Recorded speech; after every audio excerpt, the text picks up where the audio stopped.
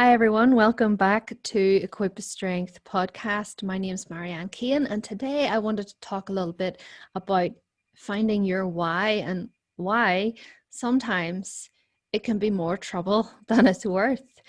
And a lot of times people become very focused on making sure that their why is pure, like their true why. And it's great. I get that sounds like a great idea, but I feel, at least for me, something that I do is start thinking in black and white terms. And I start to question why my why is that, and also should it be that, and how do I force myself to have a different why when the reality is it's not the thing that everyone thinks it should be, and it's actually something, say, more superficial, or it just is and I don't really know why I want something. So what I'm really talking about is when you want an aesthetic goal but you're not sure why or what's driving you to want that, and there can be some confusion and maybe stress about deciding to go for a more aesthetic goal than because you're worried that you're just falling for the ideal, the pressure, the socialization of wanting to look good, because that's what is expected of you as a woman.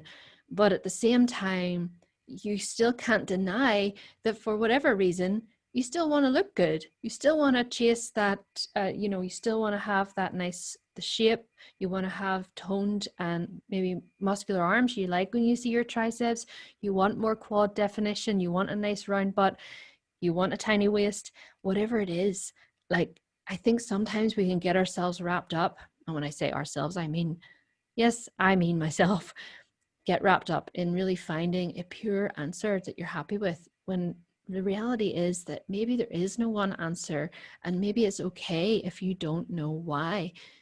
Are you going to stop yourself from going ahead with something because you're not sure if your motives are pure? I can tell you now, I have done this. I have literally been doing this for the last few years, holding myself back because I'm afraid, and this is what is ironic, and it's hard for me to admit, but I've been holding myself back because I worried I'd be judged for just going down that path, the predictable path again, of yet another woman wanting to look good, wanting to be lean and small and whatever. But isn't that also letting other people's ideals shape my behavior? It's the very same thing. It's on the other side of the coin. It's the very same coin. And what I had to realize was that it's not an either or, and that sometimes goals and the things you want, you will never know the real why. After all, there's so many things that we do, that so many behaviors that we have and so many things we do that we'll never really know why. But we put a why on it. We come up with a narrative that makes sense to us, and we piece dots together because, we need to have answers as people. Like, we're humans. We love stories. We love putting reasons on things. And it's important for us to have that picture to make sense of our world. But the thing is that it's totally up to us individually to shape that narrative, and we can also change it. And so what I've had to do, because what I'm working on at the minute is a program which is more geared toward what would be seen as an aesthetic goal. And I was having trouble reconciling this within myself as I moved forward with it, thinking, again, what will people think? Like, I'm having this whole other membership or Equip with Strength where I'm helping less is more, like just be fit for life. And I can't have a program where I help people get a nice butt. Like, I can't have that because it's not an alignment. But who am I to tell you why you should do something or why you shouldn't do something? Who am I to say, okay, you want this? Like, if a personal training client comes to me and says, I want to lose weight. Why do you want to lose weight? I mean, because society says fat phobic. Like, what's wrong with fat? Like, is that really my place to do that? And if it's really not, by the way, it's just not. But it feels that sort of way that I am some kind of moral leader and I have to make a statement with everything I do. But at the same time, you can hold your own values in alignment with also wanting to look better, because ultimately, and even if you can say, oh, I want to look better for myself, I hear that one a lot, and I've tried to say that, and it's like, well, I mean, I guess, but if I look good for myself, it's also because I'm getting compliments, or because uh, I feel just better because I fit in, or whatever it is. Like, I feel athletic again. I feel like I am a fitness person. And regardless of whether you think that's right or wrong, whether it's been socialized or it's internalized misogyny or whatever it is, at the end of the day, you'll never really know. And it's probably a bit of both. It's probably, yeah, you actually maybe do want that. And yes, it's also probably because we've been brought up that way. And I think it's okay. And I sometimes get wrapped up in my why, and I need to have it pure, and it needs to be, oh, everything has to be aligned. But the reality is that we're people and we don't always make sense. The reasons we do things will never all line up. And so I want to just make the point. I talk a lot about my dislike and disapproval of ever being forced to have to do something because somebody else thinks it's how you should look, right? I don't like that. But at the same time, I can't become that. That's not I'm not here to tell other people how they should believe about aesthetic goals. So I just want to make this a very short episode, because otherwise it will turn into a ramble. But as I pursue, say, for my own, my own fitness goals, if I do want to attain a more lean physique again, and which I do, what was stopping me was questioning, oh, but that would be hypocritical. But realizing that two things can be true. To some people, it may seem hypocritical, and I may never know really what it is driving me. I just know that I feel better about myself when I look more athletic. I can do more when I'm leaner. I can do more push-ups. I can do better pull-ups. Well, I can do pull-ups at all when I'm a bit leaner. So if I organize my thoughts a little bit before this, because I do tend to go off on tangents. So I wanted to come back to, sometimes finding your why isn't really helpful. I think it can be a little bit helpful, but don't get too focused on it. Don't let it hold you back from moving forward. Looks like it's held me back a little bit recently. Be flexible. So this is their takeaways now, right? So be flexible about your why, the reasons, the motivations, and don't judge it. Okay? And don't force it to be something it's not. Here's the other thing I've realized, that you can, and this is the third takeaway, be open to having more than one why, or be open for that why to actually change over time. It will shift. And maybe you have several reasons why. Everyone will. And one will become more prominent at certain times of your life, and then it'll fall away a bit, and then another one, and then it kind of just recycles, and maybe you'll come back around to one being more dominant than the other. And if you think about it in those terms, really, there's a million different reasons why, but I think that sometimes we do tend to focus on what's the, I guess, more virtuous ones that people, wouldn't. It's almost like a virtue signaling thing, that my reason is to, empower myself and others, and that may be a reason, but maybe you just want to have you want to fit into something that's sexy, like, and so there's kind of like a funny either or like shame over having certain goals. And maybe it's just me, but I have noticed that a few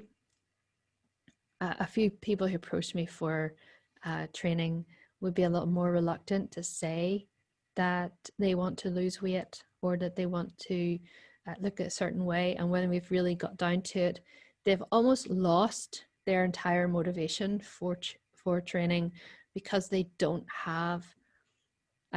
feel good about chasing that goal anymore, because people say they should be happy with how they look the way that they just are, but the reality is that they're not, and they can't force themselves to think and feel something that they don't. And I totally get that, because even if I agree that yes, that's probably, it's not nice feeling like you have to always be smaller, but at the same time, just be compassionate with yourself, the fact that you still do want to be smaller, and then find a way to feel good about the journey that you're on, because ultimately you're still being fit and healthy.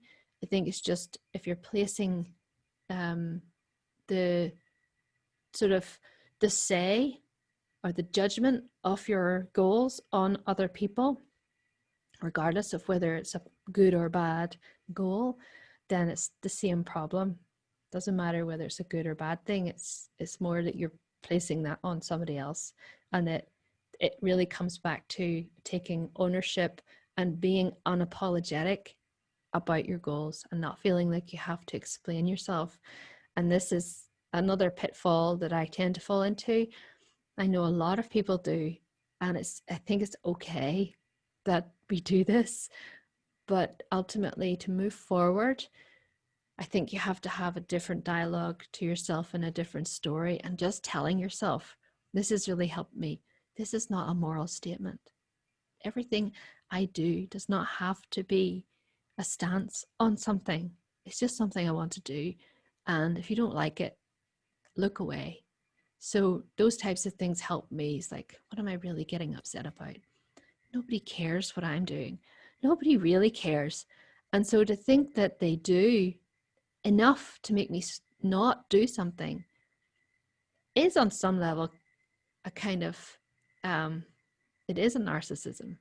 It is a kind of narcissistic way of thinking, that other people are constantly waiting for me to do something, or they're going to judge what I've done.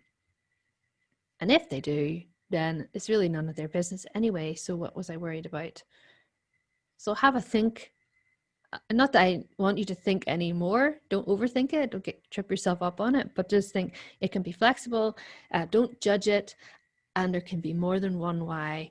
And sometimes just moving forward is enough to shift those things around. You really start to, when you take action toward things, and when you just let go of trying to explain it, just go for it, own it, and then see what happens. Be open to evolving, because it ultimately will anyway. And hopefully you'll be a lot more happy on the journey if you just expect that all to happen. So hopefully you enjoyed this episode. Keep an eye out for an announcement. If you're not on my email list, sign up at myonmyfitness.com, or you can head over and subscribe for the next episode of the Equip Strength podcast. I'm going to be back soon to interview my husband, Jonathan Fass. He's a physical therapist and expert in pain. And we're talking about pain because I know that it's another thing that can hold people back and just ruin the journey, when you constantly think there's something going wrong with your body, when you think that you're doing things wrong, you're going to hurt yourself more, cause more damage. Let's talk about that a little bit more. It's a bit of an extension on the injury interview I did with Travis Pollan. Jonathan and I will discuss this more in terms of the realm of pain and the psychosocial factors involved in a pain experience. He's going to help us understand those things a bit more. So until then, I hope you enjoyed this episode. Tell me your thoughts on this idea. Like, how do you struggle to reconcile and own your own goals? Do you allow other people's opinions and judgments of certain goals influence how you move forward in those? And does it affect your happiness as you do? And ultimately, I wanted to be honest with you that these are things that I think about and wonder and struggle with. And I think it's okay to constantly be questioning yourself to a point, right? but like what's happened to me, hopefully it won't keep you paralyzed and afraid to move forward. So until next time, think about it. Let me know, comment in the section on YouTube, or send me a message, Marianne at equipwithstrength.com. And I'd love to know your thoughts. And I always reply to the emails personally, so you can always let me know what you think about this episode. And I'll chat to you soon.